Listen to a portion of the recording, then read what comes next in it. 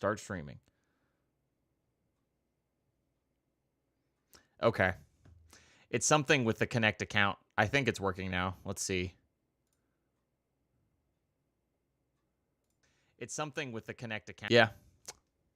No idea what's going on. It's got something to do. It's got something to do with the Connect account feature in who's it? In OBS. There's your link. Nice. That's not working, but if I do it the old-fashioned way with the stream key, it works. The old-fashioned way. Usually is the safer way. And what's annoying is OBS tells me that the recommended way is actually connecting accounts. And I'm like, but it doesn't work. It doesn't work though. That sounds great if it would work. Yeah, I actually don't think. Well, say something. Hello. Okay. Just wanted to make sure. I've got so many different audio things over here that the one I need is unfortunately near the bottom. Anyway, whatever. That's all a bunch of nonsense. Do you want to start recording? Do we dare? Do we dare? Do we dare? Is it too early? Nah, it's like 7:20. It's fine. All right. All right. We'll see. 7:20. That still throws me off. Like, that's not right. That's Time. not right. Okay. Hang on. I'm getting my monitor set up, and hopefully I can just see everything I need to see here. Pop out chat. Yeah. There we go. Perfect. I think I can see everything I want to see. Awesome. I knew I bought this 27-inch monitor for some reason. All right. I am recording locally. And I am as well. All right. I will clap. Here we go. 3, 2, 1, go. Speaking of monitors, the other day I built a computer for my brother. I've probably mentioned it. Built a computer for my brother. Last summer, end of last summer now. And he a couple months ago he got a hand-me-down monitor from our other brother, and then he bought another one. A nicer monitor, so he can run the 2-monitor setup. His girlfriend's cat was walking behind, somehow got behind the monitor and knocked it, the nice one, of course, knocked it over right straight down on the front and completely bricked it. Completely bricked. It's got these like nasty colored lines that go down the side of it now. And good on him for not killing the cat. He's like, I don't even hate him. It's not his fault. I should have done something differently. But that's kind of a bummer. I feel bad. Anyway, probably don't want to waste any more time. I don't know what we're going to talk about since we have already podcasted this week. Well, depends on when you start your week. I guess. It's been less than a week since we last recorded. Which I think was the case last week as well. I think we've the two of us have podcasted a lot. We're on a roll. We've recorded a lot in the last. We've done like 3 podcasts in 10 days or something. That's a fun. Wow, fun fact. Bonus random article if you were watching this stream video, May 13th. I do love that the wiki does make it known that May 13th is the 133rd day of the year. B. Arthur was born on May 13th, 1923. I love that B. Arthur is on the Star Wars wiki. Thanks to that dang holiday special. Oh, God.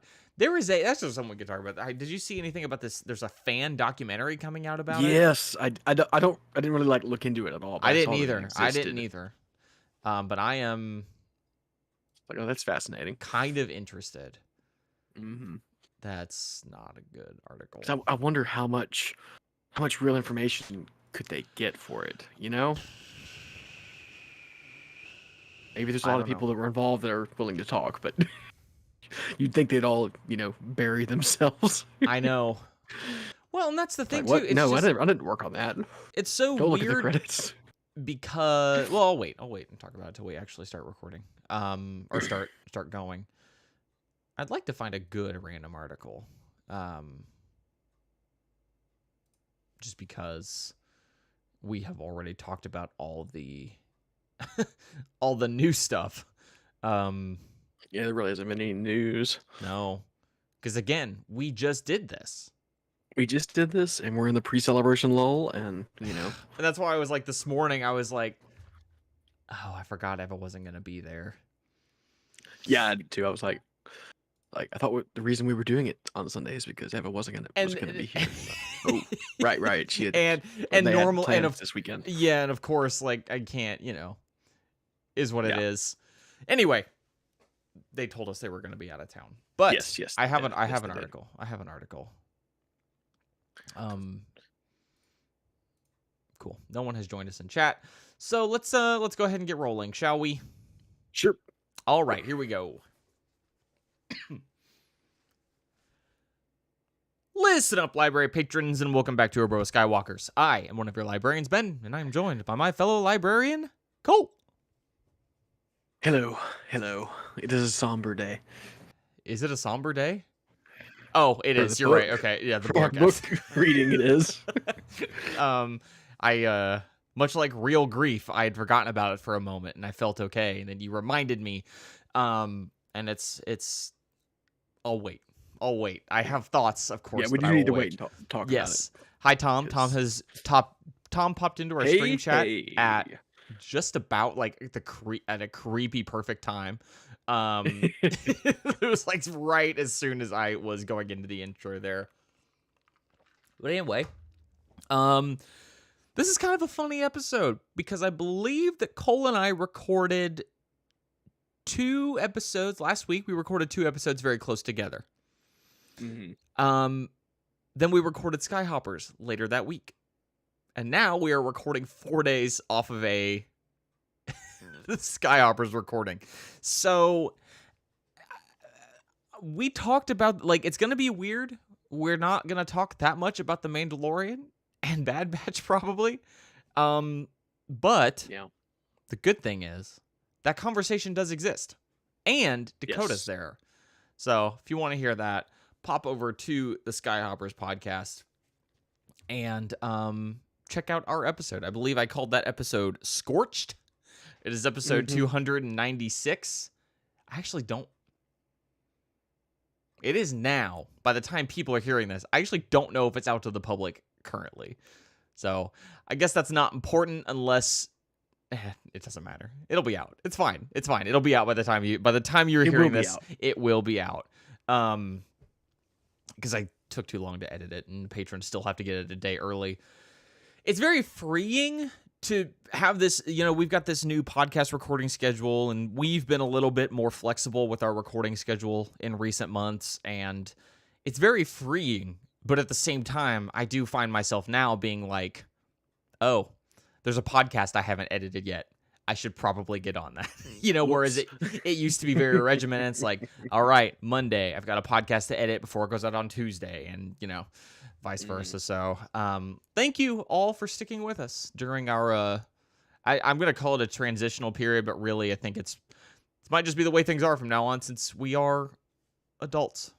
We have lives, and Cole works a very weird schedule now that is unfortunately not standardized. But for all the talking I'm doing, we are here on a Sunday evening, doing it like old times, and that's a whole lot of chatting about nothing. Well, how you been in the last 4 days, Cole? Been pretty good. I mean, not a lot going on, really. Yeah, especially in the world of Star Wars. Yeah. So Star Wars is definitely quiet. Not only did we just record, but it's not a ton in the world of news. I guess in book news, I think we probably talked about this last week. I don't know if we did on Skyhoppers. Battle Scars comes out this week. I think it came up at the very, very end. Like, oh yeah, Battle Scars is coming out. Yeah, so that's coming out this week. I'm excited to pick that one up, probably day of. And who knows? I've been seeing a lot of posts, people finding it early. So again, unfortunately, if you're hearing this, probably the day it comes out. So go pick it up. But if for some reason I put it out tomorrow, which I guess is not impossible, that comes out tomorrow. Maybe it's out today, depending on where you're at. But I'm excited. Local bookstore, go check it out because it might be there already. Yeah. I was gonna say because it's like places like it's hard to say which place you're more likely to find it early. A place like a big box store, like Target or Walmart, or a local bookstore. I just feel like one way or the other, there's not a ton of oversight, and I feel like I've seen books go live. They don't usually like register lock the books. No. Yeah, because I guess I don't see that with video games nearly as much. That kind of stuff going live early. That doesn't really happen. And video games now are even weirder because, usually there has to be like a day one patch to make it work anyway. So yeah. So even if you do get like the disc early, it's like, well, I can't really do much with it. I was actually pleasantly surprised. I guess it's an indie game. It was pretty well reviewed. I'd never heard of it. It's called Severed Steel. It's a shooter with like bullet time, and it's got. Did you ever play Mirror's Edge? Mm-hmm. It's got that sort of weapon system where you have like a melee attack, you kick, but you don't ever reload. When your gun is empty, you just throw the gun. You just chuck the gun. And I know how to pull a trigger, but I don't know how to reload. It's got a lot of bullet time. It's got a destructible environment. It's actually super sick. But anyway, I was super pleased to see that it had only a 370 megabyte patch to download. And I'm like, thank you. It's pretty reasonable. Thank you. Yeah, but again, indie game. We're not talking like God of War Ragnarok. Yeah. God only knows what that sort of download is like. Anyway, this is Hello Torch. You've joined us in chat. I'll go ahead and plug it here. You can join us in chat as well. You'll probably have to just subscribe. Cole, you tweet out the links, correct? I do. Yeah, so follow us on Twitter, subscribe on YouTube, be notified when we go live. Usually Sundays or Mondays now, sometimes Wednesdays. Like I said, in our old age, 30-year-olds, we're chill. Just take it as it comes. We're chill. Whenever we can make it happen, we make it happen. And see, the beautiful thing about reading Legends books is they're not changing. You know what I mean? It's a complete body of work. Sometimes to the detriment of our mental states. Looking at you, Order 66, can you tell I want to talk about it really bad? Yeah. I know. Because somehow it wasn't as bad as I was afraid it would be, but also worse than I thought it would be. Yeah. So, I don't know. I do want to take a second here to shout out the fact that it's very clear. Well, it's official now because you mentioned it was in the credits. In Bad Batch, we had theorized that Scorch, not we, a lot of people had theorized that Scorch from Delta Squad was appearing towards the end of Season 1 in Bad Batch on Mount Tantus. And now we officially have confirmation. He has been credited as Scorch, which raises all sorts of questions for canon that I kind of don't even want to know the answers to. Yeah. I do, but I don't. Do you?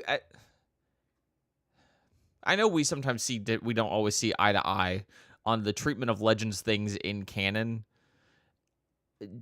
Do you have any fears, any worries? Or is Delta kind of one of those things where I feel like they have like a more flexible role? And do you know what I mean? Where it's not like something that's like dead set this way. It's pretty clear that whatever they're doing, is much inspiration as they're drawing from existing Legend stuff. It's also very different. Right. I mean, we saw Delta Squad literally one time in Clone Wars. And Boss had like, 2 lines of dialogue or something. Right. And the rest of them were just in the background. And then Scorch appeared at the end of Season 1 of Bad Batch, and then again in this episode, and then had a line of dialogue, so they credited him as Scorch. So it's like, okay, but there's nothing in the way he talks or anything that makes me think he's anything like Scorch that we knew. That's true. I mean, you're right. There's not, in fact, So if any, I was gonna say, I'm not harboring much hope that they're gonna play into that at all, honestly. do you kind of think they'll just be there as kind of like teaser, just Easter egg kind of thing? They're gonna be like the boss fight clones, if you want to call it like that. I you guess. know? But see, I also think there could be something It's like, interesting. they're recognizable and unique, but also they're just gonna be bad guys, probably. Well, I could talk about it. I couldn't. You're probably right. But I couldn't talk about it on Skyhoppers because Dakota was literally in the virtual room with us, and could not spoil since he's still working his way through. Here I can talk about it freely, especially because we've read Order 66, and we have even gotten to the point where they have deserted, basically. So not news to anybody here. The only one we have seen in Bad Batch is Scorch. I think there's a possibility that they could show up as deserters at some point, because I don't think they're going to give us Omega Squad. Like I told you on Wednesday, I don't think that's happening. I don't think so, I don't think that's going to happen. But if they do take as inspiration from Legends, which we see that they're doing, I think it'd be really interesting to meet up with a squad of, or a clan maybe, for really dreaming big, of clone defectors, commando defectors. And it's the rest of Delta Squad. And I think that could be interesting. Well, we already have Gregor. Right. As commando, and we saw him in Bad Batch as well. Yes. So... And we see that the commandos, for whatever reason, they're being used as, like, everything in Mount Tantus. Right. Like, resource-wise. Like, okay, they're the fixers, they're running the ships. They're kind of doing everything, which is really interesting.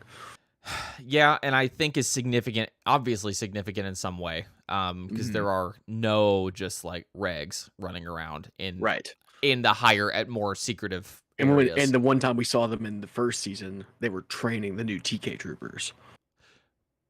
Right, which makes me wonder, especially because canon just didn't even in Clone Wars, they did not even talk about clone commandos at all. Obviously, Legends. They had the one appearance of Delta Squad and then Scorch.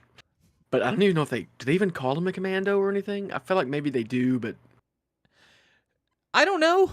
I don't think they do. They never actually. go into it, really. No, they don't. So I don't know I don't know what the role of a clone commando is. I don't know how they're different from other clones. Like, I feel like the only thing we even know about them being commandos might be Battlefront, because that's where they showed up. That's where the pure white ones first showed up. Yeah, and it's hard because that wasn't even a thing in Legends. They weren't even that color, really. Yeah. And it doesn't make... How canonical is Battlefront 2? Like, the story mode, sure.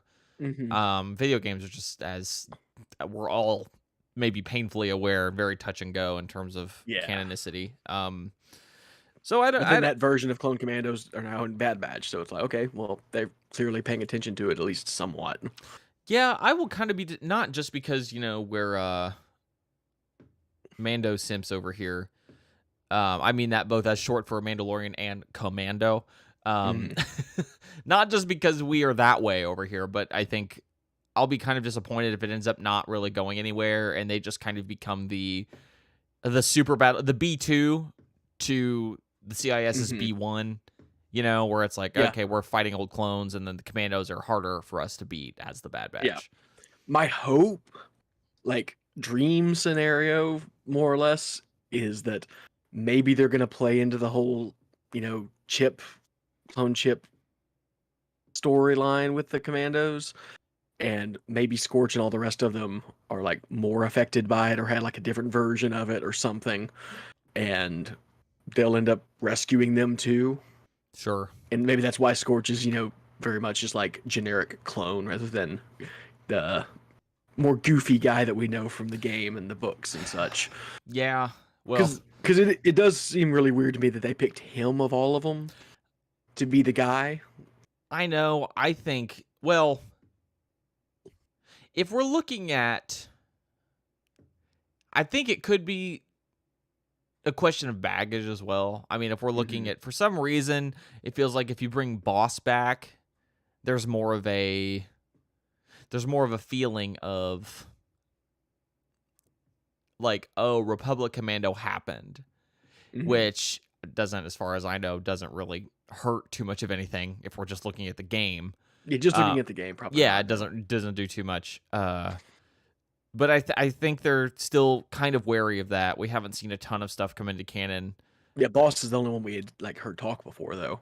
That's true. That already existed. So bringing in a different one is weirder to me, especially Scorch, because he is like the comedy relief one, right?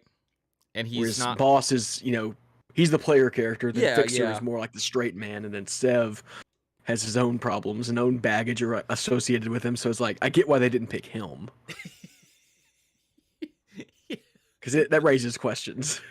It does. That would definitely feel more pointed. It's just like, oh, Sev's here, post Order 66.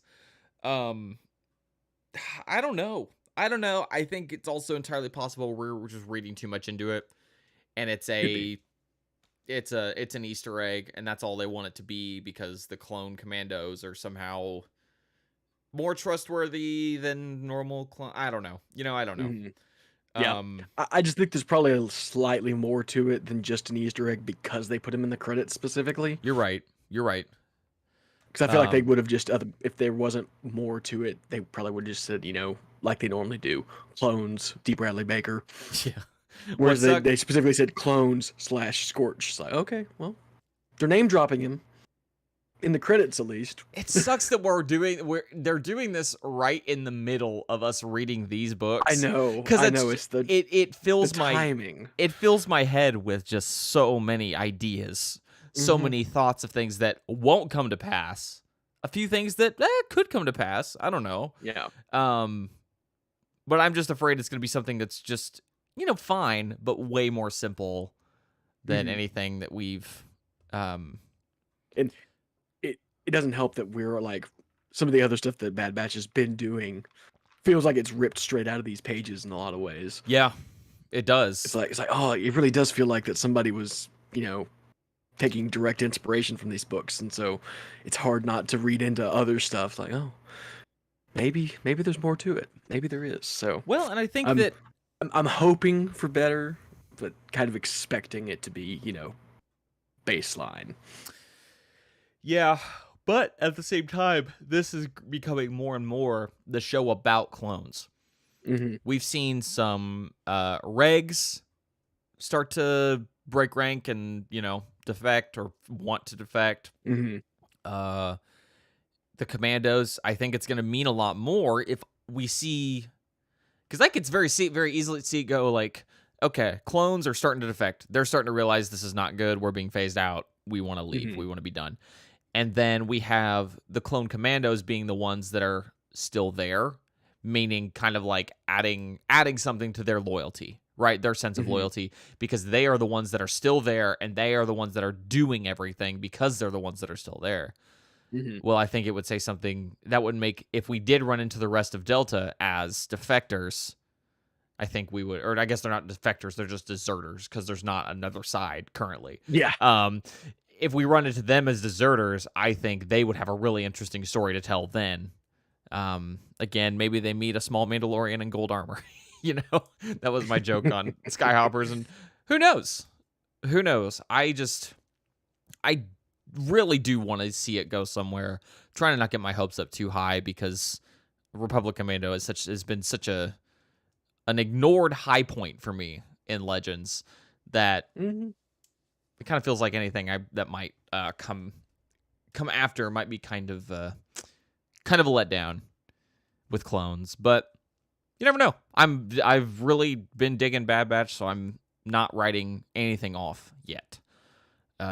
Dave Filoni was also quoted in an interview at some point this week, saying something to the effect of Legends has been a big influence on the Mandoverse. And if Bad Batch is kind of starting to set up the Mandoverse, and Dave Filoni is still like a executive producer or supervising director or whatever on Bad Batch, and is kind of steering things in a certain way, I mean, I think what you said about someone paying attention to Republic Commando makes a lot of sense, holds even more water. So yeah, I don't know. Have a lot of thoughts about it. Really hoping it goes somewhere. Desperately. Absolutely. Yeah, but that should come as a shock to nobody. Trying to think of anything else that's come up. We talked a little bit about this fan documentary about the holiday special that I don't know if it got a trailer. I'm gonna try to look into that I right think there's a now. trailer. Okay. It's called A Disturbance in the Force. And you had kind of expressed. There's a lot of. Does it have a holiday special doc.com? Okay. It's really on the nose there for okay. This poster is kind of fun. From their website. In 1978, George Lucas capitalized on the Star Wars craze by producing a holiday variety TV special. What could go wrong? Answer: everything. From the filmmakers behind Napoleon Dynamite and Raiders comes A Disturbance in the Force, a documentary about the infamous Star Wars holiday special. It's premiering at South by Southwest, March 11th. It's kind of a big deal, I think. Mm-hmm. I don't know. I don't know too much about film. I encourage everybody to look at this poster. It's really good. It somehow captures like. I'll put it in our stream chat here, so you don't have to go dig it up. It's truly something else. It somehow managed to capture just about my lord everything. You've got Carrie Fisher like singing with somehow they captured the dead look in her eyes when she's singing, or I guess you could say coked out look in her eyes. I don't know. You've got what's his face pouring liquid into his head. Even friggin' the newscaster guy to the left of yeah, Lumpy looks like Pedro Pascal a little bit. He does. I don't even remember that. I don't either. And I've seen this maybe thing. That's not from the actual special. Maybe that's from the behind the scenes stuff. Could be from behind the scenes. It could also be someone who presented it on TV in 1978. You know, like leading into it. I do have a complaint. Mark Hamill's hair is not nearly gold enough. No, it's not. And the only Harrison Ford should be shiny. I will say, I remember when we watched it on Skyhoppers, we had some debate as to whether or not, what is that? Is it Art Carney? I don't know. Whoever does the Julia Child ripoff with all the arms, I know there was some debate as to whether or not this person was in silverface or blackface, and it really... This doesn't help the case. This does not help the case. Definitely leaning into the whole blackface thing, and I will say, at best, we kind of felt that was saying it was ambiguous was doing it a favor it maybe didn't deserve. It anyway. So that's a fun thing. I will watch this trailer kind of on my own time. I'm not gonna sit here and make myself have a little more editing work. Harvey Korman, that's who it is. Thank you, Tom. But looks just god awful. Yeah, it's a great poster. I'm not gonna lie. It is. It's a really good poster. I look forward to seeing it when it comes out. This is just a fan documentary. You'd express some doubt as to maybe what they could dig up. I'm kind of in a similar boat. I will say, the filmmaker behind Napoleon Dynamite, I don't know what they've done. I don't know much. I mean, I know that was a phenomenon in 2004. Yeah, that's not a selling point for me personally. We will forever disagree on this. I think that movie's great. I've never seen the whole thing, so Well, Cole, if you're not jiving with the first half hour, you're not gonna like the rest of the movie. I know that. Sorry, spoiler. But I broke one of my own rules. I normally will watch a whole movie before I condemn it, but I was also back in like junior high or high school when that came out, so it doesn't strike me as your kind of movie, honestly. It's definitely not. It's definitely not. Well, for one, everything takes place on Earth. Yeah. What gives? Who cares? Okay. Tom says, just from the trailer, they have interviews with several of the writers. These are Hollywood guys who've never done the convention circuit. Interesting. So if they've got the writers, that is interesting. That puts a lot of my doubts to rest. Yeah. Oh, I'm excited now. I'm excited because this thing is, again, I mentioned that I've mentioned already in the past that I've watched it again this past Christmas, and I'm truly just shocked at how terrible it is every time. So I'm very excited. That's again called holidayspecialdoc.com. A Disturbance in the Forest is the name of it. Excited to check out that trailer. It has to be better than the actual thing, if nothing else. It has to be more enjoyable than that. I'm shocked that anybody's willing to talk about it. I'll be curious to see who else shows up. Because it's just, I don't know. Anyway, is there anything else going on? Like I said, we've kind of covered a lot of stuff. Yeah, I mean, like I said, Bad Batch last week was really good. It was generally very good, and Mando was, unexceptional but still good. Yeah, that's a good way to put it. Premiere, I think, while still being positive. Because there's nothing in it to really hate, but there's not a ton in it to really love. But again, we talked about all that on Skyhoppers this week. So if you want to jump in and get more of our thoughts on that, that's the place to do that. I say episode 296 as though people are going to know. Most people don't know Roman numerals. It's the one called Scorched. Yeah, Scorched. Well, I mean, Battle Scars is coming out. I guess. Are we ready for the article? I think we should just get into it. Just get into it, because honestly, I'm chomping at the bit to hurt all over the podcast here. You know what? I'll give you 2 random articles this week, just because we're doing a little short on discussion. They're pretty short. This first one is entitled Corporate Sector Intelligence. Corporate Sector Intelligence was a division of the Corporate Sector Authority, tasked with gathering intelligence. Great article. Russ Jareb was an agent of Corporate Sector Intelligence. This appears once in Den of Spies from Twin Stars of Kira. Den of Spies is an adventure written by Richard Clark, Barbara Clark, and Janelle Keberly, published as part of the book Twin Stars of Kira in 1993.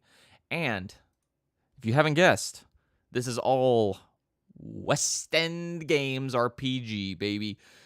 Classic. The reason I thought it was interesting is because it comes from Twin Stars of Kira. And obviously Kira, one of those things, could be very easily just generic sci-fi, whatever, But Kira is also it's one of those names in Star Wars people in the know that George Lucas at one point supposedly had ideas for a character named Kira to be the one to come to Luke, who, to be in George Lucas's sequel trilogy, for whatever that means. Kira was going to be the character that Luke mentored and that Luke passed the torch to. At least in some early drafts of even The Force Awakens, I think that was Rey's working name. Yep. And of then course, they ended up becoming Kira from Solo. Yeah. Spelled differently. Yes. But I think they've even talked it before in the past that's confirmed that's where that inspiration came from. And honestly wouldn't be shocked because for all of his faults, John Kasdan, I think, was one of the ones that pulled in a lot of the Legends stuff. So he's deep in the weeds, I would imagine. But anyway, that's kind of a short one. I've got a this one opens with a good quote, and it's from some New Jedi Order era content that I have actually not consumed, despite owning it. This one's a little bit longer, but again, not a ton to talk about, so I think that's okay. This one is entitled Spraug, Spraug, S-P-R-A-U-G. I'm gonna say Spraug because Spraug sounds kind of dumb. It opens with a quote: "My name is Spraug. It means fearless. You're shaking, Sprague. It's just the name. That is Sprague talking to Leia. Oh, fun. Sprague was a Vradix, low-scale criminal living on Nar Shaddaa during the Yuuzhan Vong War. He had in his possession a holocron with Yuuzhan Vong spies in the galaxy. Finn Galfridian tracked him down and confronted him with Leia Organa Solo, Jason Solo, Jaina Solo, Anakin Solo, and Lobaka. Sprague tried to flee the group, but Lobaka stopped him by kicking him. He then introduced himself, and Leia made him sell his holocron for nowhere near what it was worth. Sprague was later seen in the company of Dahal and Dre. Dre sensed that Finn Galfridian was returning to Nar Shaddaa, and had Dahal and Sprague buy him new clothes. Sprague appears twice in Invasion number 5 and Invasion Rescues number 6. The comics. The New Jedi Order comics. I own them. I'll do the thing. Well, actually, no, they're there. I'm doing the thing where you can't tell what I'm pointing at, but I am pointing at them. I love the New Jedi Order. That is not a secret. I'm a huge fan of everything with the Yuuzhan Vong. For some reason, I think I've read the first trade.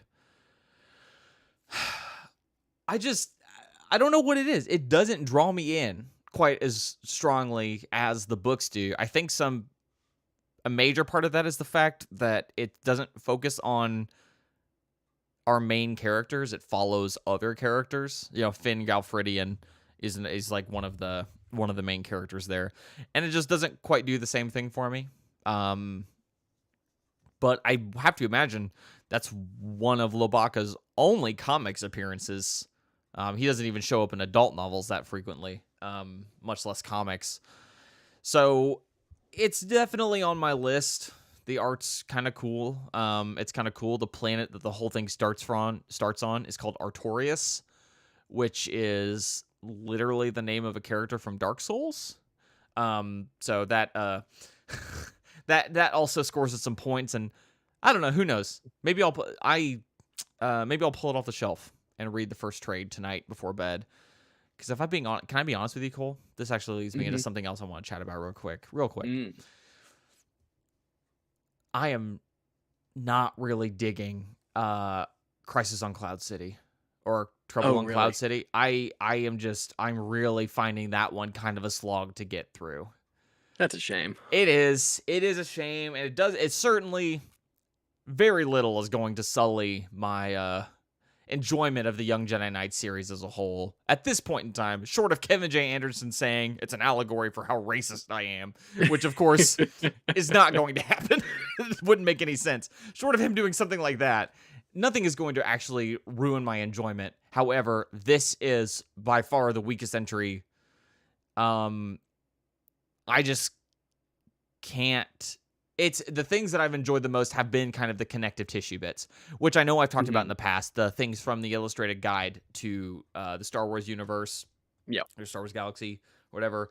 Also, they meet up with Fig and Dan in the modal nodes because, of course, and he pulls in, or he and his wife pull in a lot of tidbits from The Band's Tale. We Don't Do Weddings.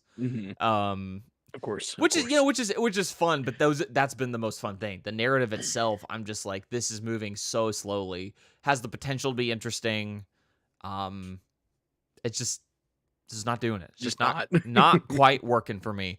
But it is what it is. It's fine. I'm enjoying it fine. It's just compared to like the first 6 or even the Diversity Alliance arc, just not quite there. But no biggie. So yeah, I'll probably grab Invasion, especially since don't have any more Order 66 to read, even though we've recorded the book or recorded the episode at this point. Maybe it's for the best. Maybe it's not. I don't know. But with that, if you don't have anything else, maybe it's just want to get into it. It's just time to get into the pain. Yeah. So if anyone's listening but didn't want spoilers, leave now. Leave now. Because It comes right out of the gate. And it does, and it also... Oh, God, it does. Oh, that's stupid. Again, like last week, I want to take a second to point out how terrible that cliffhanger was. Oh, man. Just the worst. The worst we've ever had, I think. Whew, man. But even unconsciously, I can pick them good. But at least it doesn't... I guess at least it doesn't make you wait. Yeah, you're right. Jumps right back into the action. Yeah, it drops you right into it. All right, well, let's just get to it. We gotta rip the Band-Aid off. Yeah, we do. Yeah, we do. So, chapter 21. Our opening quote is a Mandalorian proverb, which a lot of these are. That time doesn't heal; it only forms a scab. Just really setting the mood. And if you'll remember, we were on the bridge on Coruscant, and going over this checkpoint, almost home free for Etain and our Omegas and Cal and everybody, when suddenly some young Jedi Padawans pulled their sabers and started a fight because they got caught. So, chapter 21 is very short. It's like 2 pages. Oh, it doesn't need to be very long. It doesn't need to be very long because it gets its point across. This is the death of Etain Termugen. I might even say it overstays its welcome, actually, at 2 pages. Mm-hmm. It's just... Well, thanks for putting it out there, Cole. Rip the Band-Aid off. Now we can explain how it happened. Yeah, so it's just utter chaos for a few moments at least. I think there's at one point there's like at least 7 Jedi. Yeah, a lot. Like, I think that's how many how many sabers Cal counts at one point. Right. And so they all bust out their sabers, trying to defend themselves, because then the clones are obviously trying to kill them, because this is Order 66. It's happening. And there's also tons of civilians, so it's just utter chaos. And at least for the first little bit, Etain holds it together, doesn't get involved. It's like, if I pull out my saber, I'm a target. Gotta just hold it together. Darman's like right there. You can see him, literally see him. See him. Each other. It's like, I'm so close to freedom. I've just got to make it through this. But she has a moment of, if you want to call it weakness or empathy, whatever you want to call it, and sees another trooper about to get cut down by a saber and steps in the way. Killed by a Jedi. Which I will say, protecting a trooper I will say, definitely feels a little bit like typical Jedi incompetence on the point of Karen Travis. That, you know, she had come, but that's not how I thought it would go. The level 1 thinking is like, oh, she gets killed by the clones, and she gets caught. Because obviously, she's not going to make it through this. There's no way she's going to make it through this checkpoint. It was so sad. Knowing, especially when I found out she died protecting a clone. She was killed by a Jedi protecting now, to be fair, a Padawan defending themselves. Right? Like, not in cold blood, but still, I don't even know what to think, because she's not a Jedi. She's fighting to kill the people, or save the people. She dies trying to save someone who would have killed her without a second thought. And to me, that's like, I mentioned maybe last week, and I think we had a discussion about how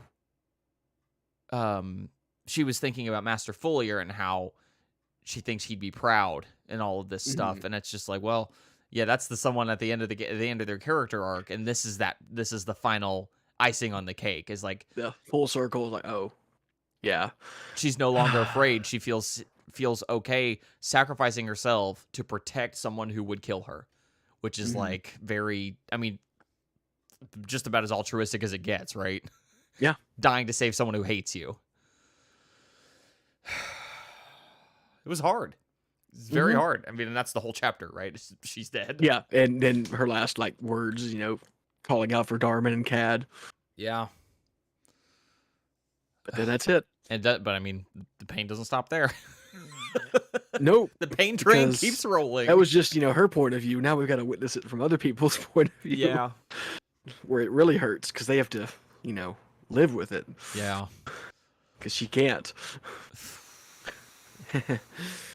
22. And this is where everything starts to go sideways. This is where things get worse than I ever thought they could have. Yeah, because, spoilers for the chapters that we're reading. She's the only death we experience here. Yeah. It's just the one. And it's like, okay, it definitely could have been worse. That's what I meant up front about. Yeah, it could have been worse, but also... But then there are some things worse than death. There are some things worse than death. So, yeah. All right, so 22. A quote at the beginning is a quote from Django. All right, let's go. Speaking to the Jedi who killed one of his friends on Galadron. And he's the last Mandalorian standing at that point. So, again, I don't really have context for that beyond what we're given here, but, it was a intense battle. Yes. Yeah. And now we're with Scarada, who just watched Etain get cut down. And he's not happy. No. At all. No. And Darman also witnessed it. Everyone witnessed it. Everyone saw everything happen. And obviously breaks everybody to varying degree. Of course. Yeah. Because none of them can... They see it happening, but there's nothing any of them can do. No. Just utter chaos. And, of course, Cal, he's furious. And he pulls Jusik's lightsaber and wades into the melee. Cuts down at least one Jedi with a saber. And gets hit by a saber himself, but, just bounces off the Beskar because that's what Beskar does. Yeah. And then things get worse because Niner gets knocked off the bridge by another Jedi. I think it's not. They don't really. It's really unclear. It's deliberately chaotic. Okay, that makes sense. Yeah, because I was reading it. I read it like 3 or 4 times, and I'm like, I can't figure out what's happening here. It's like who did what? Who knocked who over? It almost it's almost the point. So it doesn't matter. Yeah, it happens. All this chaos just happens, and people get hurt and killed. So Darman knocked off the edge, and seemingly breaks his spine. Yeah, is what it seems like happens. At least can't feel his legs. Can't feel his legs. And Darman was right there beside him, and Darman, already traumatized, but doesn't want to lose anybody else. Goes off the edge after him with repelling line, and sees how badly hurt he is, and does the only thing he feels he can do. Calls for a medevac. Yeah. But that basically seals his fate as far as being able to get out of there. This is heartbreaking. Because all of it, Darman is... Niner the whole time's like, no, go. Get out of here. With your kid. Don't stay for me. I'm not worth it. And Darman's just in, fuel, save the only person I can save. Etain's already gone. I'm not going to lose you too. And can't get out of his head what happened to Fi. Where Fi got injured, and they pulled the plug on him. He's like, I'm not letting that happen. Because Niner would be alone. Because all the rest of them are getting out. Yep. So Niner would be dead. Niner would die. They would not save him. And the whole thing is just, it's so heartbreaking because of that. Because Darman is giving up the one thing that, he was the first one. He was the first one who started catching feelings for Etain, and he started this whole thing back on Killera, and he's now... Yeah, and that's part of it, too. Is like, hey, y'all didn't leave me behind. Yeah, exactly. And he just goes... he goes up to do it. He goes back into... his defense mechanism is going back to his training. He just forgets... He keeps talking about, that's a different Darman. The Darman with a future wife and a kid and a happy family and life on Mandalore, gone. That Darman, I will deal with him later. Right now, I am RC. I just gotta be whatever. RC 1136. Yep. Gotta just survive. Yep. Gotta survive. That's the only thing that matters. Take care of the ones I can take care of and make it through this, so that hopefully I can grieve properly on the other side. And it's hard. It's. I don't know. Keep going. Keep going. Yeah. So, Alat arrives, picks them up, takes them away. Cal is going berserk, and they're trying to subdue him because they're like, "We've got to get out of here." Joller's there is like, "Y'all have got to get out of here. I can't. I can do everything I can do, but if y'all are here, you're gonna get. Y'all are wanted men now. Y'all are deserters and literally a criminal that's wanted by Palpatine. Y'all have got to get out of here." But Cal, won't hear any of it, so he stuns him. Joller stuns Cal. He's like, "Get him out of here. I'll do everything I can. Yeah. I'll do everything I can to help Darman and Niner, and I'll make sure Etane's body is protected. But y'all have got to go." And so Kor and Jusik hawk Scarado off. Yeah. Yeah. He is Cal. I mean, Cal has some of the hardest moments of this entire section. Yeah. That is miserable to read. It's really bad. Yeah. So that's another chapter down. Just pure heartache the whole way through. Oh yeah, it's all just awful. Yeah, these first few chapters are just bad. It just hurts. There's a little hope as you get a little later on, but not here. Yeah, this is the darkness before the dawn. Yeah. It's a very poetic way of putting it. It's like, So, chapter 23. Yeah. I just think it's a load of crap. Here at the beginning. I don't think it's the darkness before the dawn. I think it just sucks. But, it's whatever. Oh, sick. So, yeah. So 23. Our quote at the beginning is from Barden Jusik, and he's speculating on how the Jedi Order kind of sealed their own fate, how they couldn't see the dark side festering under their noses because of their own fall from grace, as it were. Yeah. Their own moral failings or shadowing their force sensitive, whatever you want to call it. Yeah. Which is makes a lot of sense. It does make sense, but it's still very nebulous. Like, no one really is like, I don't think anyone has ever fully pinned down or made an attempt to pin down why it happens. Because it strikes me as so odd that someone like Sidious, even with as powerful as he is, can he cloud the Force for every Jedi? You know what I mean? Like, can he do that? And I know. And I think it's in the Revenge of the Sith novelization specifically calls out the war itself, just the Jedi being involved in the war itself created darkness. Right. Just the fact that there was a war going on, the Jedi were involved, all the circumstances surrounding it, creates hatred and anger and darkness, and that clouds the Force for the Jedi. Yeah. Tom here in chat saying, "There's a dawn." I'm like, kind of, but even then, it still ends on a pretty sour note. Yeah, there's not much. I mean, there's a dawn, there's happiness because most of our guys did make it out. They did, and it's. But it's I'll share my thoughts on that once we get there. I was getting ready to jump ahead. We're not through the bad stuff yet. Not quite. All right, so we're back on Mandalore to Kirimurat, where the Clan Scarada settlement is. Yeah. It's the next day, basically. And, everyone's kind of just in shock, dealing with it however they can. Yeah, everyone feels bad. Everyone feels bad, but the ladies, Bessie and Parja, are kind of shouldering it's like, hey, we gotta keep moving, we gotta keep doing stuff. It's like, we're going to make a meal. We're all going to eat and rest because we've got to take care of ourselves so we can keep moving forward on stuff. Yeah. So, yeah.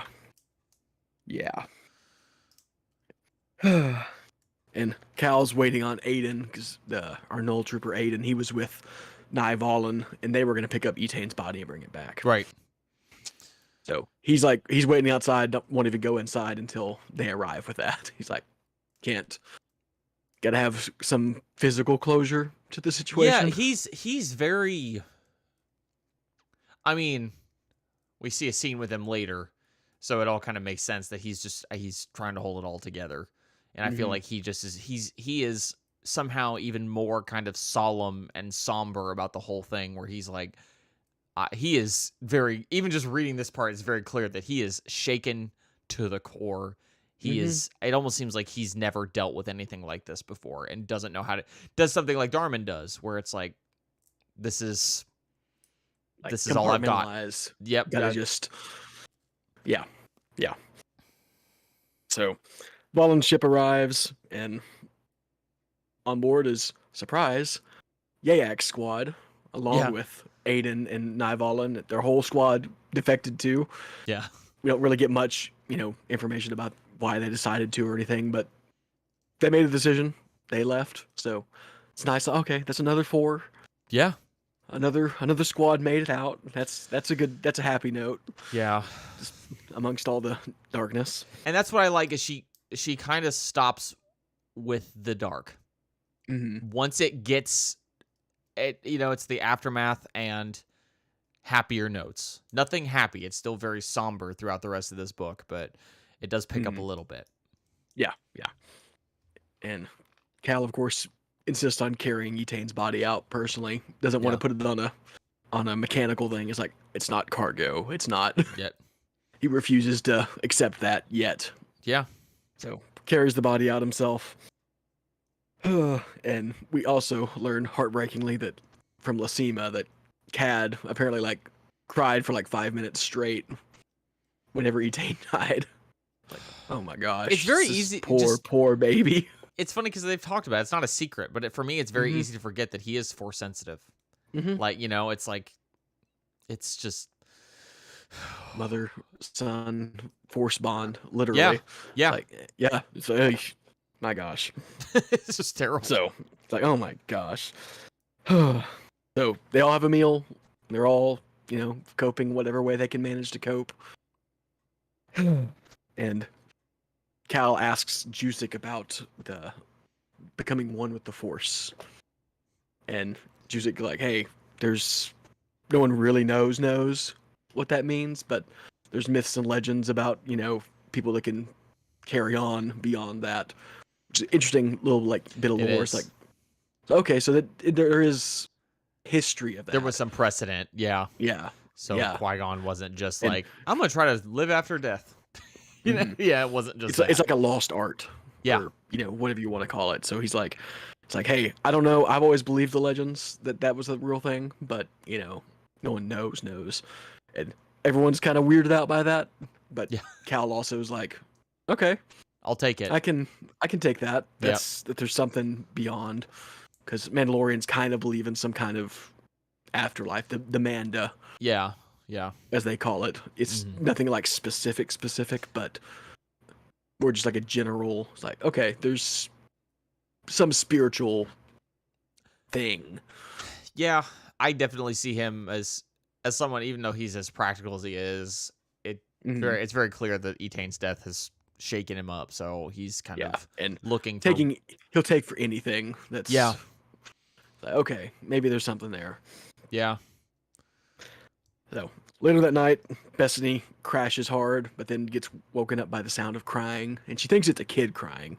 Yeah. But it's not Cad, and there's no other kids in the base, and so she finds Cal, sobbing, finally kind of letting it out. Which is just, the Cal is obviously, he's taken everything so stoically to this point. He gets mad, he gets he's not really been grieving yet. No. And I just think this was such a shocking moment. I was like, well, who is it? Who's behind the door? Cal. That's just heartbreaking is the only word for it, because he's been the one.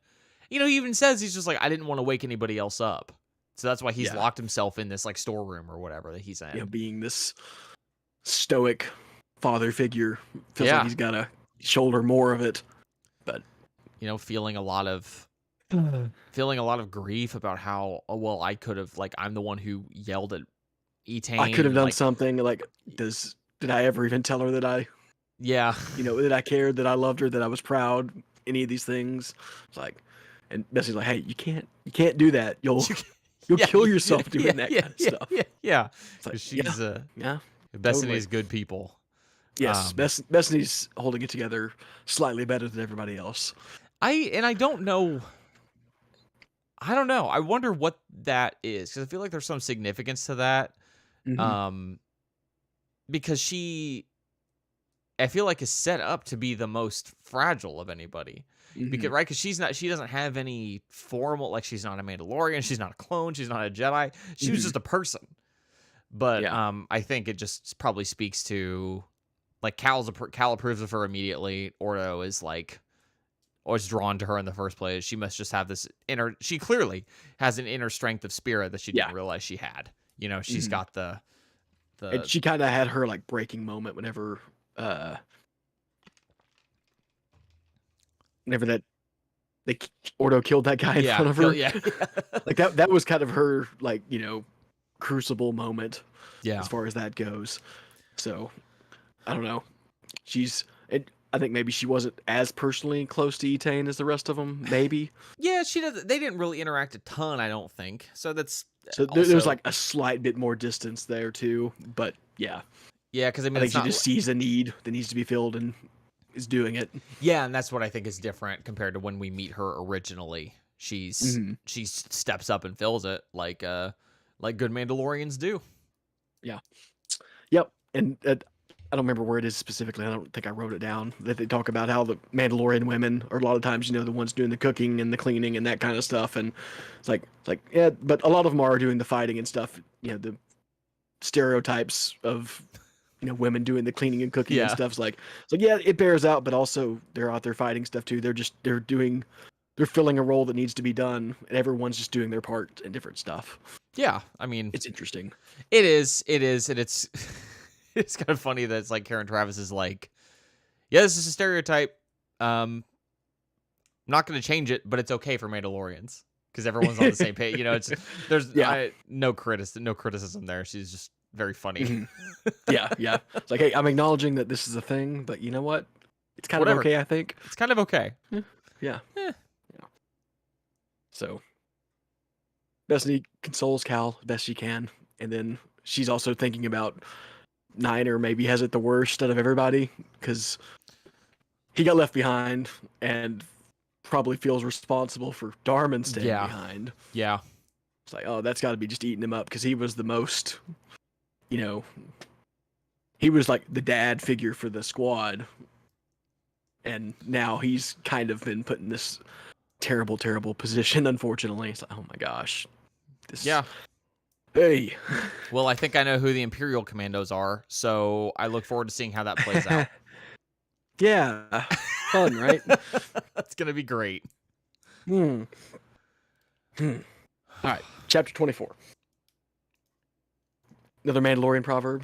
No one cares who your father was, only the father you'll be. Yeah. It's a good one. It's a It really good is. It is. one. All right, so it's the next day, still on Mandalore. Comric, our other Knoll trooper, reports to Ordo, is like, hey, so here's what Palpatine just did. Announces the Empire now, and look, we're all locked out security-wise from all the Imperial computer systems because they've overhauled everything. So none of our little access works anymore. And the Knolls are like, this is unacceptable. This is unacceptable. It's like, obviously we can get back in, but it's really weird being cut off completely. Being cut off, yeah. It's not something that they're used to, and it's like, oh, so they can't get any intel on what's happening with Darman or Niner. Yeah. They know nothing, so they're in the dark. That Join the sucks. club. Join the club. Join the club. We're all like, what is going on? And Cal shows Cad his mother's body, which is heartbreaking, but feels necessary for some level of closure. Unfortunately, it does feel necessary. I think, especially knowing that, because I don't know if it's in these chapters or if it's chapters before or at some point, but Cad is like, he's become extremely serious and somber. He's serious and somber, and he shows awareness that normal, however, what kids his age don't. Yeah. Which of course raises concerns about like, is he growing fast? Is he aging faster? Yeah, like all that lots stuff. of things. Oh no. But yeah, I think he's aware, and I think he does need on some level. He's definitely aware and everything. So I gotta have this moment, and they also pull out the little stuffed animal that Etain's been carrying it around. Yeah. and gives it back to him, but he ultimately puts it back on the pyre whenever they're getting ready to burn her body. It was like, and Lucima's like, he loves giving things to people. It's like, oh, this kid, this little kid. Make it even worse somehow. Yeah, so he drops it on the pyre, but then after they light the whole thing up, Cal won't let it burn. He sticks his hand in the fire and pulls it out, scorched, but not burned up, and burns himself, but doesn't care because he's hurting so much worse than that. Yeah, that's nothing. Cal has seen far worse physically as well. You know? And while she's burning, he even formally adopts her. Yeah. Posthumously, but still, he's like, should have done this so long ago, but he does it now. Isn't there even is it here where even he's like, yeah, it still counts. It doesn't matter if it's after she's dead. Like, it's literally, there are provisions for this in Mandalorian culture. Like, we've planned for this. Yeah, exactly. It's hard. Yeah. So, funeral done. The dead are honored. And now Cal's like, all right, time to atone for the living. And they go to see our Dr. Uthan, who's been locked up and still thinks she's being rescued by separatists. I like her despite myself. Yeah, she is weirdly likable. Well, and we're not the only one that thinks so. I know. Cal says the same thing when he's like, despite himself, he kind of liked her. Even though she's created this work on this virus that's meant to wipe out all clones. It's like, I guess she's all right. She's okay, I guess. Yeah. That was very funny. Yeah. So him and Aten and Phi go to see Dr. Uthan and bring her a HoloNet transceiver. It's like, hey, check out the news. See what you've been missing out on. He's like, the war's over. Surprise. Neither one of us won. We both lost. We both lost. The Empire won. What Empire? Exactly. And kind of, he's like, and then he has Phi and Aten remove their helmets. It's like, okay, this is the real situation we got going on. It's like, tells her what they want, and it's like, hey, you help us, we'll let you go. That's fine. Probably. We'll see. Yeah. As long as we think we can trust you not to do anything nefarious. Yeah. So, and she's of course skeptical, but then they show her like the treasure trove of data that they've acquired from all these cloning places, which one of them is called out as Calm, yeah. I don't know if you, yeah. I was like, nice. Dorsk 81. Yeah. Dorsk 8281. That's great. Love to see that. Yeah. That was nice. It's like, hey, we've got data from all these places. It's all yours. We just want you to solve this one problem, and then we'll see what we can do. Yeah. And it's telling that she, like, the first thing she wants, she's like, I just want to go home. And Cal notes that, like, okay, maybe there's a little bit more human into her than we would have thought. Right. So she's not just an irreconcilable monster. Unlike some other cloners we know. Yeah, she's not a Kaminoan. No, not Kaminoan. So, yeah. So Cal's like, it's like, okay, she agrees to it.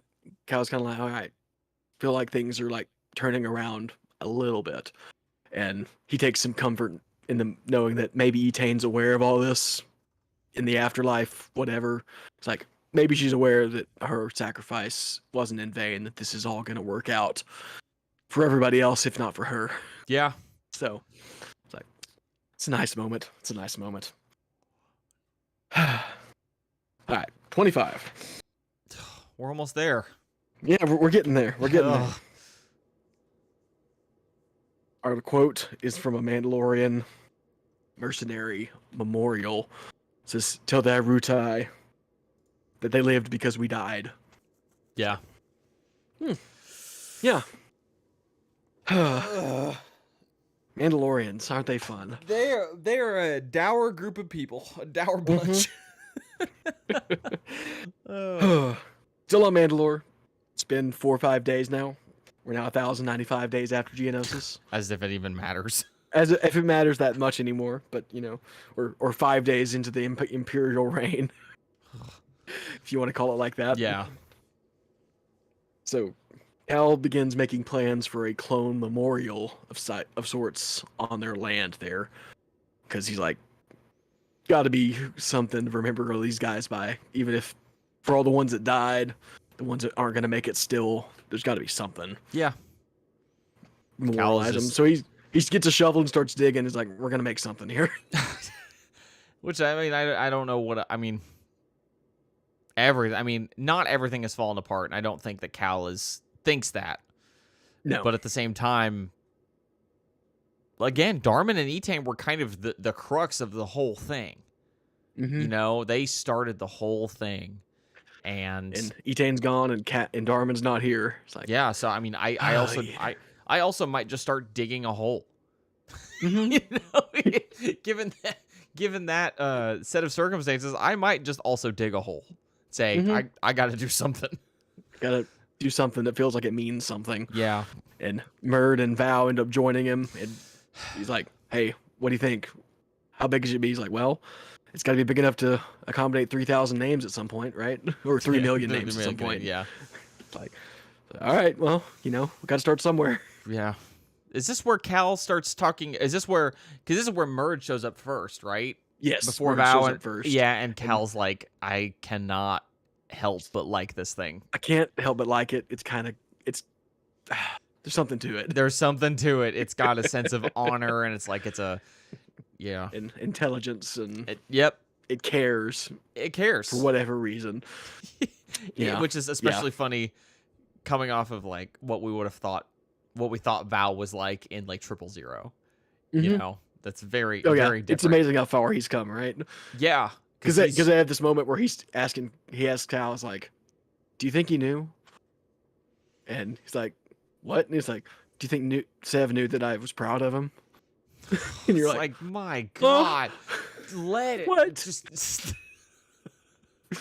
He's like, that I love my boys just as much as you love yours. And like, oh, wow. You big softy. Well, and this is kind of what I was talking about on Skyhopper. I think I talked about on Skyhopper a little bit, and obviously we'll get into this a little bit more. It felt like there's another book, right? But it feels like the story could end here. Yeah. Totally. And that's something that stood out to me a lot. And that went a long way towards making me feel that way. That Cal and Val had that conversation that was like, we are the same here. I'm coming up with this memorial. We're going to do something. And you can just kind of assume that the rest of them live their lives as Mandalorians, and it's fine, They found the cure. They lived their lives. Everything was okay to some degree. Yeah, not what happens probably, but yeah, it's nice to dream, isn't it? It's nice to dream. There's another book that's probably terrible, full of bad things.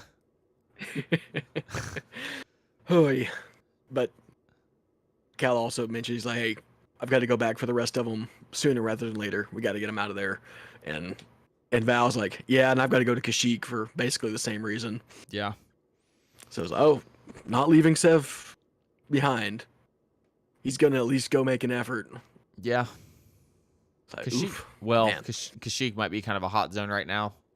I don't know if they were aware that the Imperial occupation there is as rough as it is. Yeah. Hopefully Anaka's okay. Yeah. I'll be curious to see how because obviously, it's the elephant in the room as none of this gets wrapped up. I won't say none of it, but I'm assuming that doesn't get the bow put on it, unfortunately. Exactly. Yeah. So there's a lot of things that are gonna be left unfulfilled, and I don't know. It's rough. It's rough. I wish there was just one more book. Just one more book. I wish there was one more book. Just one more. Yeah, I wish she'd been able to write a book to close it all off, even if it was before she wanted to. Yeah. But yeah. But in less good news, worse news, apparently the Empire is already looking to set up shop on Mandalore, some kind of garrison, some kind of base for this area. And so Cal's like, I've got to go talk to Finn Shiza, try to see if we can head this off before it happens. The idiot who needs to just step up and become Mandalore himself instead of trying to find like. Hey, give him time. Give him time. I just think I love too is that here where they're talking about like he is not the kind of swashbuckling like kind of rowdy guy that he puts himself off to be. Like he's got that sense. It's more of a facade. Yeah, he's got that sense of duty, and eventually does step up.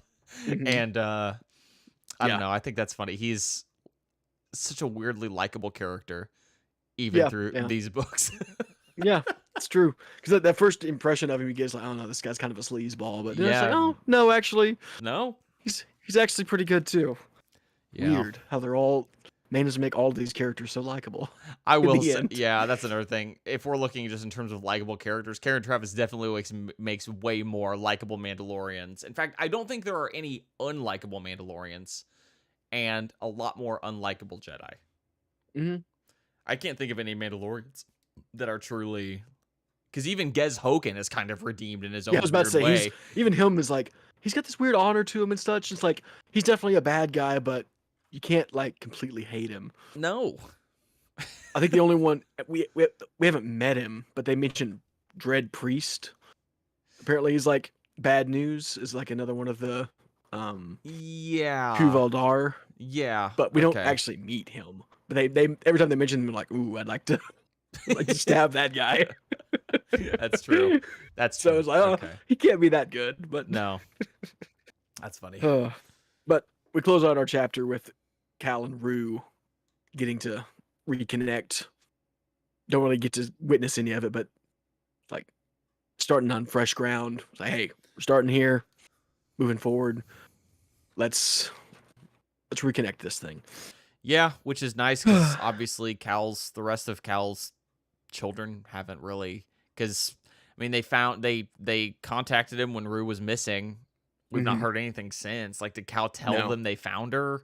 Like, there's no indication that he has. So it's like, well, because I mean, it ended up she disappeared, but it's probably because she was just doing separatist stuff and they just didn't know about it at all. So yeah, who knows? I don't know. I'll be curious to see if that shows up, if his biological kids show up at all. But I don't know. I think the way she wrote, whichever of his sons contacted him, the way Karen Travis wrote him made me think we weren't supposed to like this guy. Yeah. Especially because he doesn't talk to Cal until he needs something. And he's just like, we only did that to appease mom. And it's like, well, then why didn't you come forward sooner? I think it's not like this has been, had it been like 20 years or something, it feels like you could have done something. Yeah, exactly. In the meantime. You could have done something. So maybe Cal is even just like, they're my boys, whatever, but he's kind of made his choice, right? There are definitely boys that need him more than some of his others. We'll leave it at that. Yeah. It doesn't seem like his biological sons are hurting or anything. No. They've got their own lives. Yeah. I mean, and they kind of have to live with the fact that they maybe they never cut him out of their life, and he doesn't want to come back. Maybe, I don't know. We'll see. I don't know. I'm not hopeful on that getting any sort of resolution, but I kind of wish it did. No, not really. I don't think. Yeah, bummer. So, chapter 26, our opening quote is from Lama Su, talking about the new Imperial regime and army. And he's like, well, we didn't give them all the Jango clones, which is, I'm assuming, setting up the Battlefront 2 campaign. Yeah. Clone Rebellion. It's like, it's a nice acknowledgement that it's in here. Yeah. Well, because we talked about this a few weeks ago. What was my beef there with saying something? I don't remember specifically. I remember it coming up, and I don't remember what we were talking about with the... Oh, I bet it was probably just the fact that the 501st are Syntax clones. Yeah. And Battlefront 2 probably has some line about them going back to Camino. Yeah. I think that is what it was. But of course, whatever. It's not that big a deal. Yeah, it's like, oh, like I said, at least it's acknowledging the existence of these other things. Like, okay, that's a fun like little nod to that thing. Like, we're not going to see it in the book, obviously, but it's okay. Cool. It's laying the seed for that thing to exist. Yeah. Nice. Yeah. Even if we have to hear more from Lama Su to hear that bit of information. We shows him a Bad Batch. Now I'm just like, I'm just like, bad. Awa Awa bait. bait. I hate you. That's how I feel about Yeah. all. That's how I feel about all of them. Like Nala Se in jail. I don't care. It's like I don't care if you protect an Omega. Rot. I'll say like there's at least a slight bit of sympathy in there, but There is not a lot. not much, but there's a little bit. There's a little bit. Yeah, especially because she's still like, I'm not gonna help the Empire. You know, not gonna go too deep into Bad Batch again, but you're right. There is something more. But Lama Su, get out of here with that. Don't care about you at all. All right, back on Mandalore in Keldaby this time. The next day, Cal is talking to Shiza, following up on this immediately. He's like, and Shiza's of course, trying to get what he wants, trying to get. It's like find out what happened with Boba Fett, trying to find out if there's another one of these clones that maybe take the role, whatever. But Cal's like, hey, you've got to step up, man. People would follow you. You do the job, and you clearly care about it. Otherwise, you wouldn't be putting all this effort into trying to get somebody else to take Why the don't job. Why don't you just do it?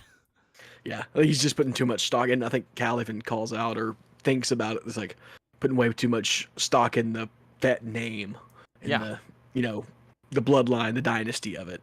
Yeah, That's not really the Mandalorian way anyway, guys. Come on. Just do it. Yeah.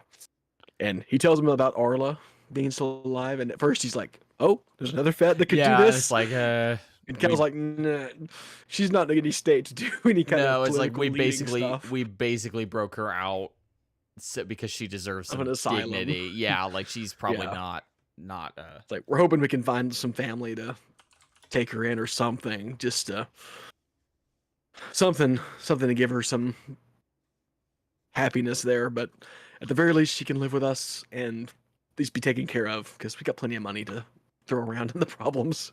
Yeah. Money's not an issue. Yeah. Hey. And so he goes back to the base and meets up with Nye Valen, and she found a data chip that was in one of Etane's bags. Apparently it fell out whenever they were transferring her, and it's just basically a photo album of whenever Darman came over. They were actually able to be a family for the evening, and of course Cal's like, that's just messed up. More knife to the heart, but it's so nice to have something showing them all together. Yeah. And we have more chemistry between Valen and Scarada. It's like, and we find out that they did find what happened to her husband who died. That was something that they dug up for as like part of their payment for her services. So got some closure on that. So she's mourning, but also she's just happy to have some answers on the whole situation. And again, it's like, are there going to be something here? Maybe. It feels like maybe there could be. Yeah, it's so dang close. Yeah, and I want it to happen so bad. It's like you want Cal to get a little bit of happiness here. Yeah, and definitely feels right. It does, but for sure. She has another clone surprise. Oh yeah. Who else is it but our good friend Levitt from Kalura? He's gonna get to be a farmer. He's gonna do it. So happy for him. So sad because he's sad about Etane as well, but he's like, just had to do something. I had to get out. Something snapped. Yeah. Like, yeah, he was a good dude. I liked him a lot. Mm-hmm. And then Valen's like, and I've got another couple of people that might be interested in, Safe Harbor, but they're Jedi that are on the run. Yeah. So don't know how you feel about that, Cal. I honestly. Are you familiar with either of these people? No. Okay. I don't think so. Well, the first one is the young girl they mentioned. I think she's like 14 or 15. Yeah, her full name is Talisbeth Inwandong Esterhazy, aka Scout from Yoda Dark Rendezvous. Oh, okay. Which is an interesting pull. I don't know why they pulled this character, but I'm glad they did because it means that maybe she survives a little bit longer. Because he was a really cool character in that book. That's one that it's just, it feels so disconnected. It feels just so out there. So I haven't touched on it. You know, haven't ever felt compelled. Not haven't ever felt compelled, but haven't fully taken the plunge to jump into that one. Yeah, understandable. It's a good book. It's Sure. interesting. It's weird in a lot of ways. Not shocking. So, yeah. And it's just surprising because like Karen Travis had nothing to do with that book. I don't know why they pulled this character out of this, but I'm happy to see her name because I had forgotten completely that she was mentioned in this. But then our other character, which I think is a new one for this book, but Kina Ha, who is a Kaminoan Jedi, apparently. Oh, right. It's like, what the heck? That was very pretty wild. Weird. Yeah. And more so, not even just Kaminoan, like specifically like sub race of the Kaminoans are like designed for long spaceship transport. Yeah. So they're like extremely long lived. And Cal's like, so that did happen here. It's like, yeah, that means they have some experience lengthening lifespans as well. Yeah. So he's like, oh, okay. I guess we can make an exception as they'll behave. And if everything's cool, if they don't cause any trouble, I guess we can do it for the good of the boys. Yeah. As it were. Still, I immediately read that as this is going to cause trouble. Fair enough. But also, I feel a little better knowing that these two characters are pulls from elsewhere. Well, I think the Camino one is new. Sorry, yeah. But the other one is definitely a pull, which is like, makes me think that okay, maybe we just don't really touch too much more on this plot line, and it's just fine. I don't remember specifically how much all this plays into stuff. Because I'm just curious to see now. But there is art of this Kaminoan Jedi. Oh, is surprisingly? What was the name? Kina Ha, I believe. Kina. And I'd be careful about digging too deeply into the bio and stuff, but there's definitely art, which I was surprised. I was like, oh, I didn't know that existed. Yeah, what is this from? I'm not sure. Oh, come on. There it goes. More info. Geonosis and the Outer Rim Worlds, which is a Wizards of the Coast D20 supplement. There's That's also where she originated. Yes, that's where the art is from. That's where the art is from. Oh, okay, cool. Looks like Scout has art from the Essential Reader's Companion, which is funny because I flipped through that and I'm always just like, who? Because I think one of the selling points of that book is that it gives a bunch of characters art who had never had official depictions before, and she's one of them. And I flipped through a lot of those and I'm like, who are any of these people? Because, a lot of people that I know, that a lot of us know, I think, have had official depictions already. Right. Yeah, like I said, she's just in this one book. And it's like, okay, well, makes sense that there's not art of her. I think Tahiri has her only adult art as like a proper portrait, not like stylized on the cover of the Jedi Order is from the best picture is from the Essential Reader's Companion. Yeah. I'll tell you what's funny. Earlier I was looking up some of these characters like to see the art and stuff. If you look at the page where the Kuvald are, the official picture is of action figures. Oh, which is so weird. We talked about that. I remember we talked about this. Yeah. I always forget the Omegas have the black armor. Always forget.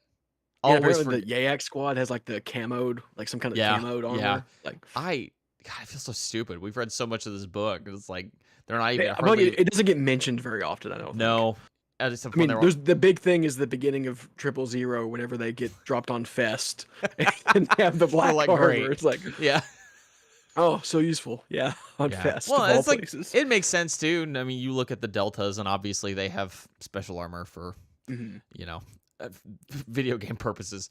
Yes, but it's not unheard of in the military to have different armor. Yeah. Anyway, I feel like the Commando squads and Legends, at least, like they had unique armor, but I feel like most clones had pretty standardized armor. It wasn't until Clone Wars that they really started.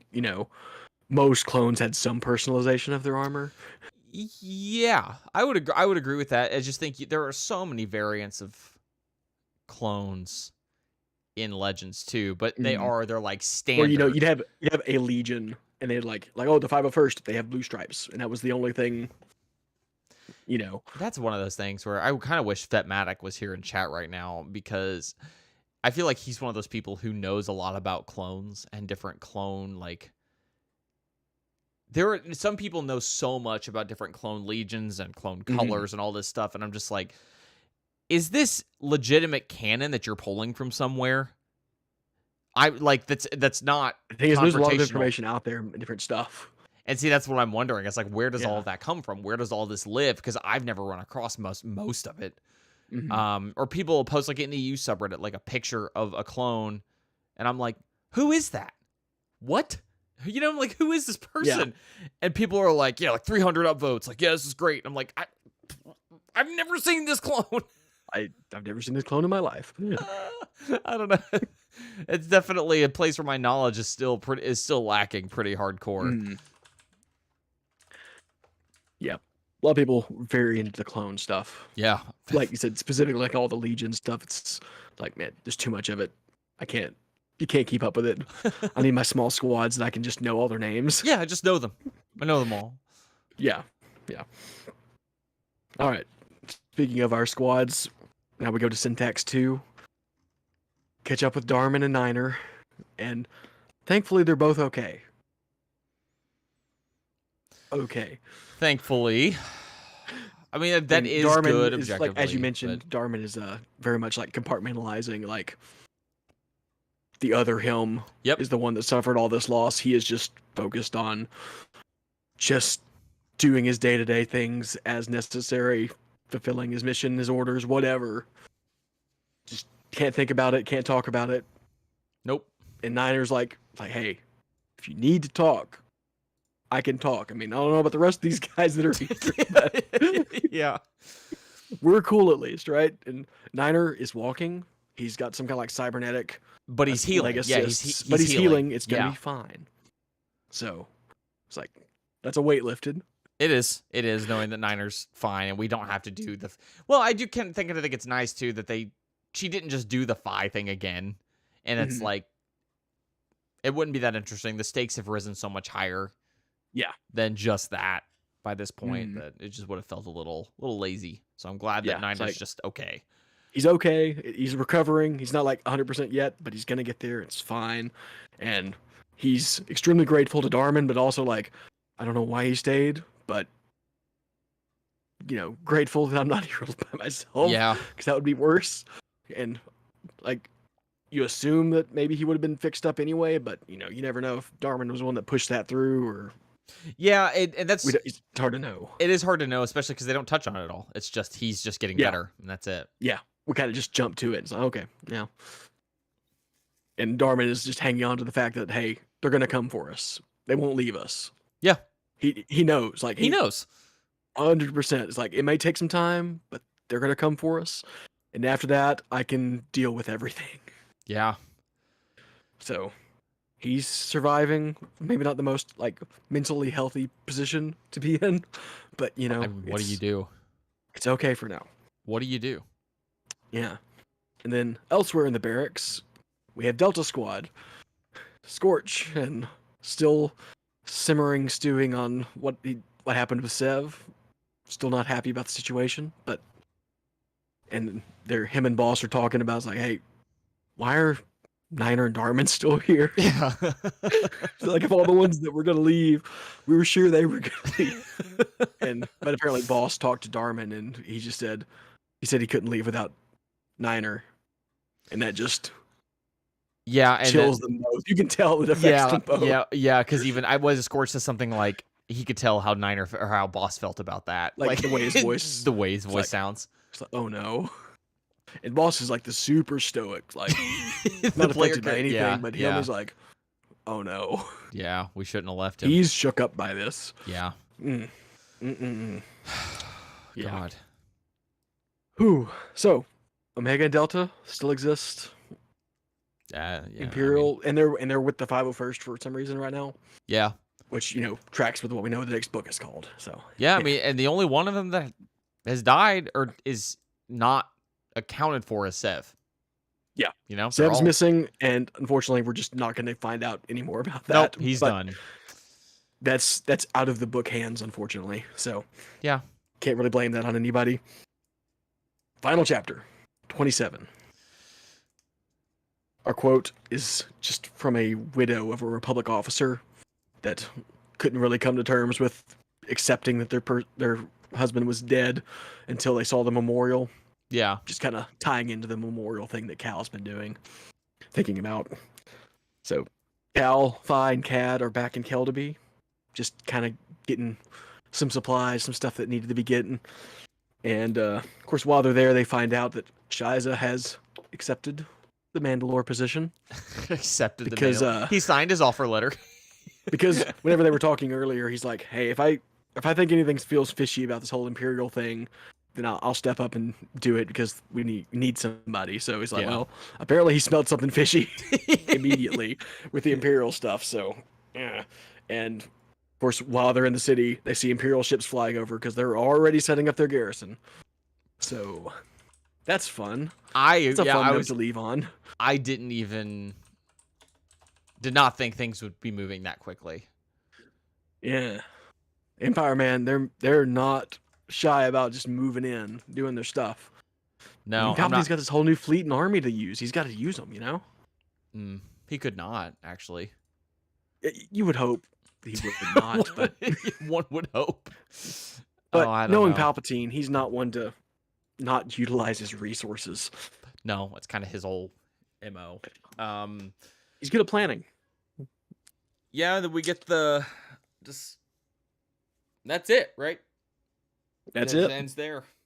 It ends with Imperial ships landing on Mandalore. Ain't that fun? Yeah, this book was really good. I'm kind of in a weird spot where I was so excited to read this book. And obviously there's a large part of me, since this story has continued, that is excited to read Order 6 or 501st. Mm-hmm. There's another part of me that's not excited because I know that it cannot give me what I want fully. This story does not have a conclusion. And I can't even think of, have we read anything else like that? I don't think so. I think every other series we've read has been finished or has been a one-off thing. I can't think of another time. And I mean, it's finished in the sense that there's not going to be any more. That's not what I mean. That's not what I mean. Yeah, I know. So I'm kind of at a loss. But I don't know. Well, like I've said before, you do kind of get a bookend in Legacy of the Force where you get, some more story bits that are after the fact. Which is interesting because I'm trying to think of when Karen Travis, when did Legacy of the Force start coming out? It's like 2005? First one was 2006, I think. Okay, I'm trying to just place it all. I'm trying to just place the timeline of her involvement with Star Wars. So, Sacrifice came out in 2007, and then Revelation was 2008. Okay, 2008 is leading up to 2008 is probably when she would have stopped writing, because Clone Wars was... Yeah, 501st came out in 2009. But wait. No. Yeah, I always forget. She didn't do Fate of the Jedi. Nope. She was done. So I don't know. You get a bookend, but really, it's very funny too to go to these characters' pages on Wikipedia and see and a Legacy of the Force book mentioned. Revelation came out before Order 66. I didn't realize that. I can't conceptualize that. It's the same year, but it's still before. It's just surprising. Yeah, so 501st was the last thing she wrote. Do I just want to read Tempest now? I don't know. I feel like I'm this book has turned me into a glutton for punishment. I'm like, well, I'm in the mood to get my heart broken. Should I just read Tempest? Should I just go back into Legacy of the Force and watch Jason do terrible things? Yeah. God. Just for those little Mando tidbits. No, Tempest is Troy Denning. It's gonna be something. There's gonna be something weird in there, I'm sure. Of course. What else would you expect? I'm just kidding. I'm kidding, Troy. I know you're listening. I like what you've done. I do. You just got Killick action. Yeah, you've got a funny way about you. Well, Cole, was this your book or was this my book? I don't remember. This was my book. Okay. So it's up to you next. Oh, you know how I am. I don't like it when things are over. So yeah. But at the same time, remember whenever I think we read Heir of the Empire, we might have picked something else, and then we just finished. It was like we did. Bam bam. We did Dark Force Rising and Last Command back to back. We're kind of there. We're also hanging on Hard Merchandise. Yeah. I was like, wait, that's not Republic Commando. What?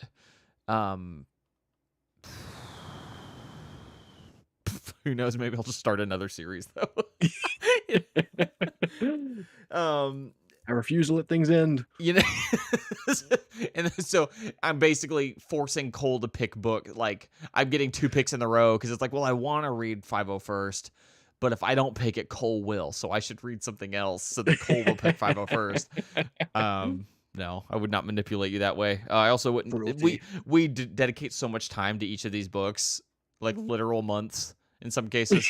I'm not gonna just take the risk that you're gonna in hope that you. Because then if I don't pick, you're like, it's like, oh god, now I have to read this other Star Wars book. How terrible. Terrible. I don't know. I won't lie. There is another series I thought about starting, but I probably won't.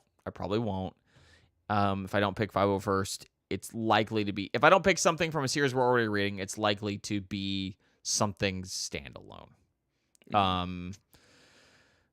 But we'll see. Cole, when did we? Well, never mind. I was gonna ask when did we last dip into the Bantam era, and then I realized, was it the last book we read? I don't remember. What did we read? Slave Ship? No, yeah, it was. We read Path of Destruction before this one. I was right.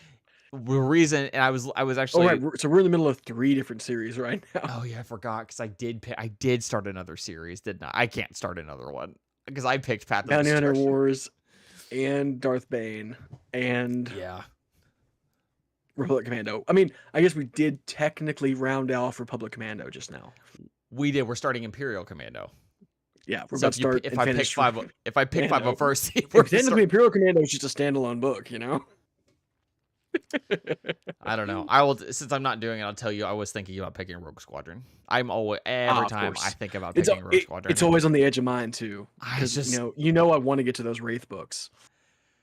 But you see, I think also, those are my other boys. I know. I think it's nice. The podcast is in a stable spot. It's obvious, barring something terrible happening. We're not going to stop. We'll get to the Wraith books. We will. There's no reason to rush to them. No, of course not. But maybe, I don't know. Since we're reading Republic Commando, which is high regarded, a lot of people regard the Bounty Hunter Wars really well. Maybe it's time to pick something a little less well regarded. Dantooine. They're on Dantooine. That thought did cross my mind. There was a post in the East I read it the other day. Someone posted that they own 3 copies of 3 different versions. I saw that too. It's like, oh my gosh, what have you done? It's all the same art with just slightly different placements of the banners and stuff on it. It's like, oh god, they really need to make I kind of want them to make an Essential Legends collection version of it, just so there's one with decent artwork. That book is gone forever. That book is 100% gone forever. Because I imagine even the ebook version came out when Galaxies was still a thing, right? Because ebooks I think Dantooine's 2004, maybe? Yeah, something like that. It probably won't be that. I probably won't jump straight into something like that. Maybe that's our April book. Well, I guess, never mind. I guess our next book will be occurring during April. But I was so close. It wasn't 2004. It was December 30th, 2003. get wrecked, dude. My gosh. That's messed I was up. as close to being right as I could be. That's terrible. To release a book, they really did not set this book up for success. That's so weird. To release it between Christmas and New Year's, nothing happens between Christmas and New Year's. So strange. That's very odd. Oh, I don't know. Maybe something. Now we're reading some newer stuff. I mean, I you don't don't know. need to decide anything right now. I know. I just like talking about it. I like talking through my process, you know? I don't know. We'll see. There's plenty of options. We got lots of stuff. I don't know. Part of me that's just like, you know, I'm reading this Trouble on Cloud City, I think is what it's called. Honestly don't even remember. It's got kind of a magic crisis. I think it's Trouble on Cloud City, then it's Crisis on Crystal Reef, which is the Magic Treehouse sounding one that always throws me off because it's got all the alliteration. I'm just like, maybe I should just go back and read Heirs to the Force. Maybe that's what we pick. I don't know. That would be fast. That'd be a quick one. That almost sounds like if we read like a shorter Legends book, we just tack one of those on to the end without taking a break in between or something like that. I don't know. Yeah. Anyway, sorry. Wasting a bunch of time just basically yammering just because at this point. Can. Because we can. Yeah, because we can, because we finished up. We finished this one up pretty early for our standards. He says an hour and 45 minutes into the podcast.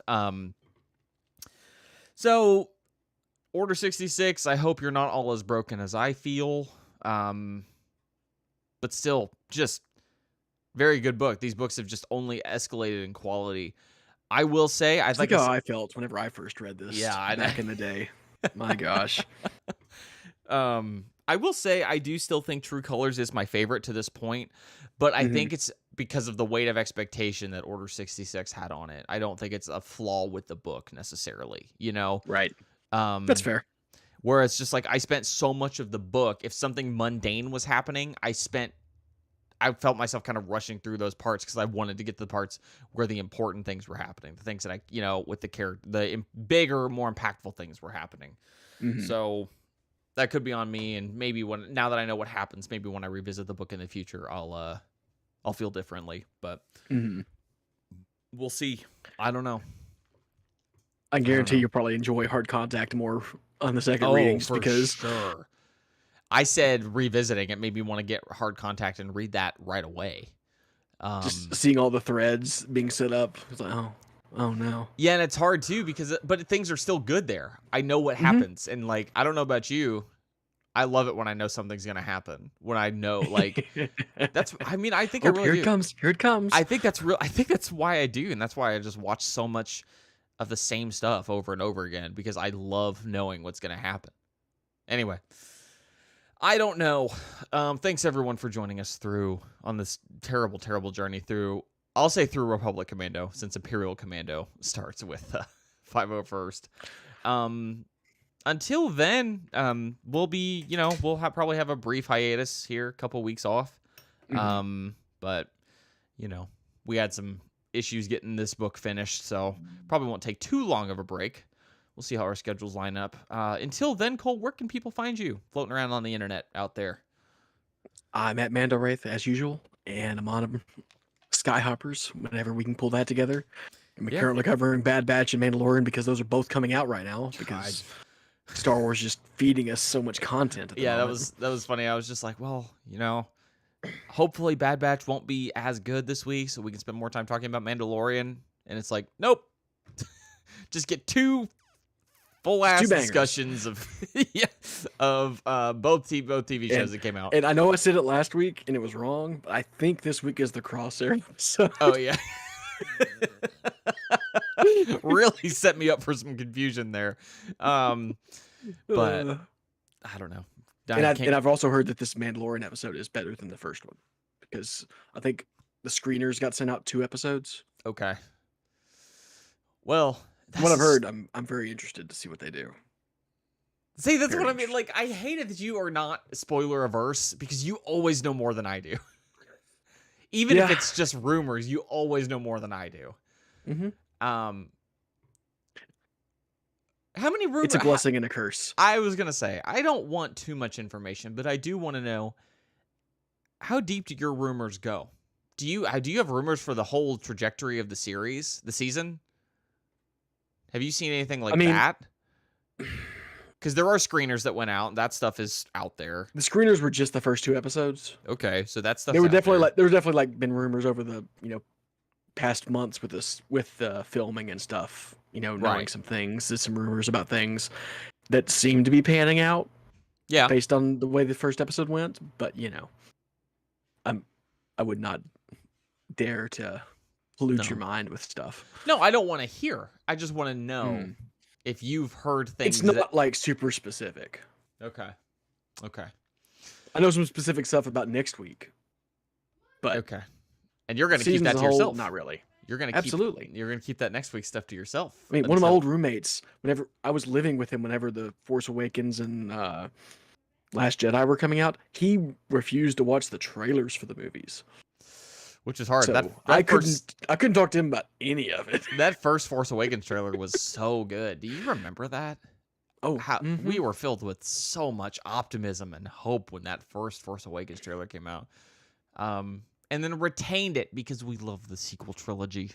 At least Cole, yeah, because Cole's over there like, yeah. No, I didn't hate it. No, it's good. It's good. It's got its flaws. But anyway, everything does. Yeah, everything does. I do. Cole doesn't. But Cole is not a human. Cole is simply a note writing machine.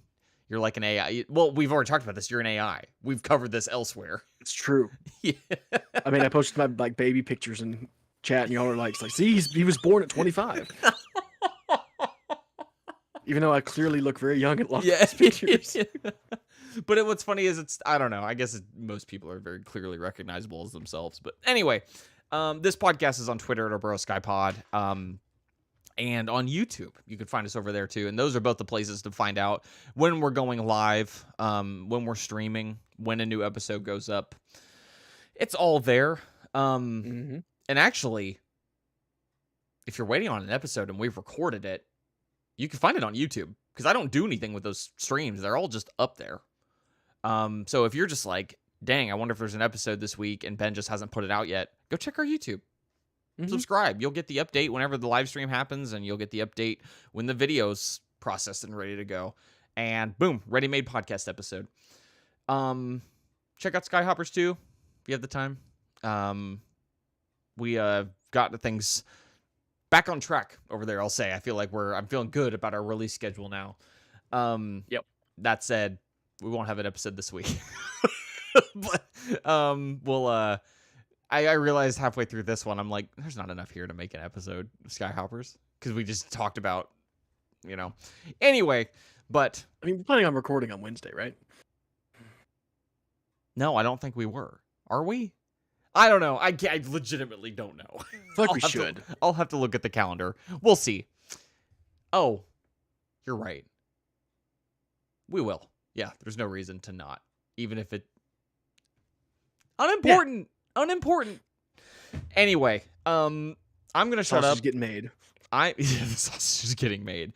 I am gonna stop myself from adding anything further, which means library patrons, please make your final selections. The library closes in 20 minutes. Still somehow managed to get a 2-hour episode. My God, how do we do it? At that. We're very good at that. Well, if I'm being honest, Cole, I thought the last chapter was 25. So I was like, I remembered everything that you brought up as part of your notes. There's several chapters that are like 2 pages exactly. long, And I wasn't even, I was not consuming the chapters. I was just like, boom, boom, boom, go. Yeah, I was honestly half expecting when we signed off last time, like 5 minutes later to be like, she's dead. No, not 5 minutes. I have to get ready for bed and everything. It was literally like the next page. It was bad. Oh, it was no. bad, especially when it's just like, you just know what's going to happen. I don't know. Well, thanks for hanging out. Thanks for watching the video. If you have been doing that, yes. Thanks for hanging out in the stream. Oh God, I just closed my tab. I think the stream is still going. I guess Cole can tell me. I already closed it too. Cool. Anyway, if the stream's still going, thanks. Bye. If it's not, sorry. Oh wait, hang on. What's going on? Okay, stream's going down now. Done. Goodbye.